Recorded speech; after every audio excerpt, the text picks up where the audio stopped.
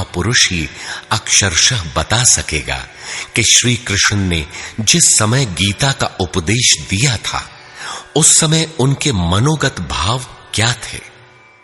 मनोगत समस्त भाव कहने में नहीं आते, कुछ तो कहने में आ पाते हैं, कुछ भाव भंगिमा से व्यक्त होते हैं और शेष पर्याप्त क्रियात्मक हैं, जिन्हें कोई पथिक चलकर ही जान सकता है। जिस स्तर पर श्री कृष्ण थे, क्रमशः चलकर उसी अवस्था को प्राप्त महापुरुष ही जानता है कि गीता क्या कहती है। वह गीता की पंक्तियां ही नहीं दोहराता, बल्कि उनके भावों को भी दर्शा देता है, क्योंकि जो दृश्य श्री कृष्ण के सामने था वही उस वर्तमान महापुरुष के समक्ष भी है। इसलिए वो देखता है, दिखा देगा, आप में जागृत भी कर देगा, उस पथ पर चला भी देगा। पूज्य श्री परमहंस जी महाराज भी उसी स्तर के महापुरुष थे। उनकी वाणी तथा अंतः प्रेरणा से मुझे गीता का जो अर्थ मिला उसी का संकलन यथार्थ गीता है। इसमें मेरा अपना कुछ भी नहीं है, यह क्रियात्मक है।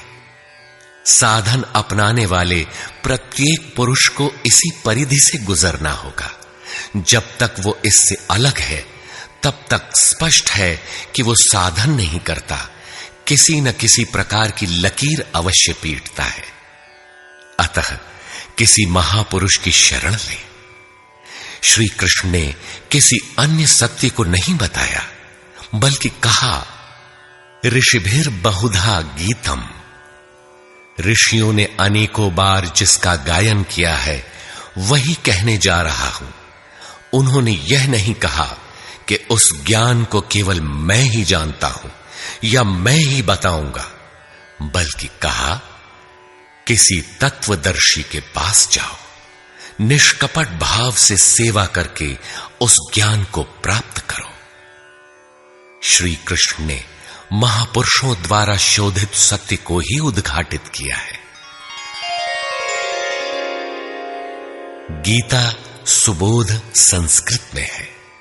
यदि अन्वयार्थ ही लें तो गीता का अधिकांश आप स्वयं हृदयंगम कर सकेंगे, किंतु आप ज्यों का त्यों अर्थ नहीं लेते। उदाहरण के लिए श्री कृष्ण ने स्पष्ट कहा कि यज्ञ की प्रक्रिया ही कर्म है, फिर भी आप कहते हैं कि खेती करना कर्म है। यज्ञ को स्पष्ट करते हुए उन्होंने बताया कि यज्ञ में बहुत से योगी जन प्राण में अपान को हवन करते हैं, बहुत से अपान में प्राण को हवन करते हैं, बहुत से योगी प्राण अपान दोनों को रोककर प्राणायाम परायण हो जाते हैं, बहुत से योगी इंद्रियों की संपूर्ण प्रवृत्तियों को संयमाग्नि में हवन करते हैं। इस प्रकार श्वास प्रश्वास का चिंतन यज्ञ है, मन सहित इंद्रियों का संयम यज्ञ है।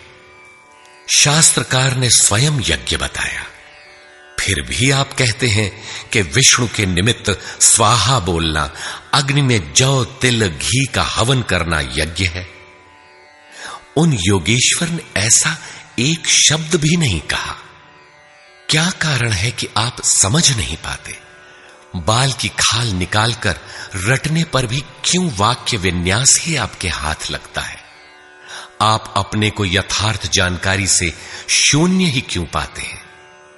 वस्तुतः मनुष्य जन्म लेकर क्रमशः बड़ा होता है तो पैतृक संपत्ति, घर, दुकान, जमीन जायदाद, पद प्रतिष्ठा, गाय भैंस, यंत्र उपकरण इत्यादि उसे विरासत में मिलती है।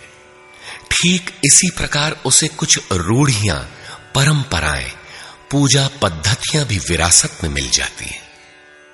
33 करोड़ देवी देवता तो भारत में बहुत पहले गिने गए थे। विश्व में उनके अनगिनत रूप हैं। शिशु ज्यों ज्यों बड़ा होता है, अपने माता पिता, भाई बहन, पास पड़ोस में इनकी पूजा देखता है। परिवार में प्रचलित पूजा पद्धतियों की अमिट छाप उसके मस्तिष्क पर पड़ जाती है।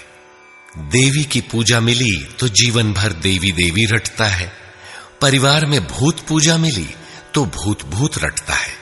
कोई शिव तो कोई कृष्ण तो कोई कुछ पकड़े ही रहता है। उन्हें वो छोड़ नहीं सकता।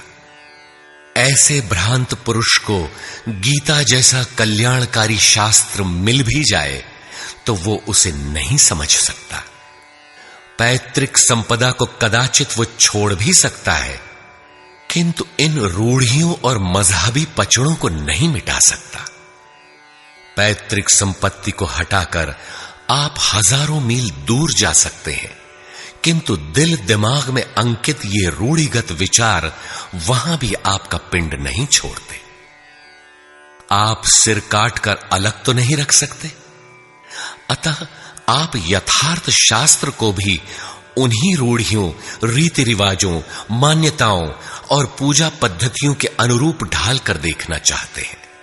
यदि उनके अनुरूप बात ढलती है, वार्ता का क्रम बैठता है, तो आप उसे सही मानते हैं, और नहीं ढलती तो गलत मानते हैं।